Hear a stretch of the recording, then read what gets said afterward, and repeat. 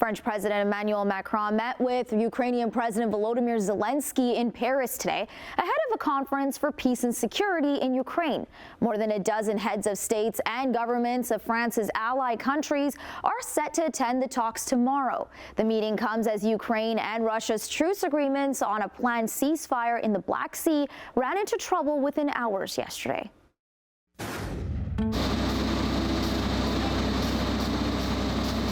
Kyiv's state emergency service says a Russian drone struck Ukraine's northeastern Sumy region. Ukrainian President Volodymyr Zelenskyy called on the U.S. today to further sanction Moscow, which he said was clearly not pursuing a real peace, after a night of Russian drone attacks that caused damage in several places. Meanwhile, Russia's defense ministry claimed that Ukrainian drone attacks hit an electric facility in the Bryansk region. This comes as questions swirled over basic details of two ceasefire agreements that were announced by the United States yesterday after talks in Saudi Arabia.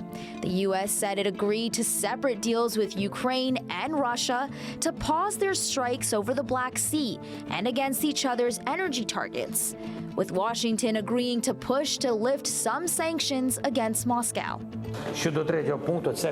The third point is control and monitoring. We've agreed with the American side that we can involve third parties in addition to America. The fourth point proposed by the American side is that everyone will work to have a sustainable peace as a result. The fifth point of our agreement is that America will help us with the return of children, prisoners of war, military and civilian prisoners, and the Russians will have what they have agreed with them. But then the Kremlin said that a number of conditions must be met before the Black Sea deal is implemented. Russia wants the reconnection of its state agricultural bank to the SWIFT international payment system. That and other steps could require agreement from European countries. According to reports, the Russians are taking this approach because they felt the last time a Black Sea initiative was in place, they got the shorter end of the stick because all the sanctions that were on those Russian companies and banks made it difficult for them to export their goods. The Russians have no problem with a ceasefire in the Black Sea because the only real war that matters for them is on land.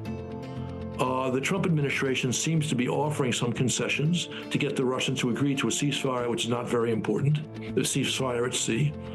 And those concessions, if they were actually implemented, as Russia demands, the Russian statement makes clear it demands those concessions need to be implemented, it would actually strengthen the Russian economy and give Russia better means to continue its war.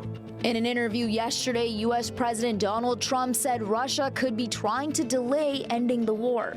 I think that Russia wants to see an end to it, but it could be they're dragging their feet. I've done it over the years. Meanwhile, today in a joint press conference with the French president, Zelenskyy said sanctions against Russia should remain in place and be strengthened.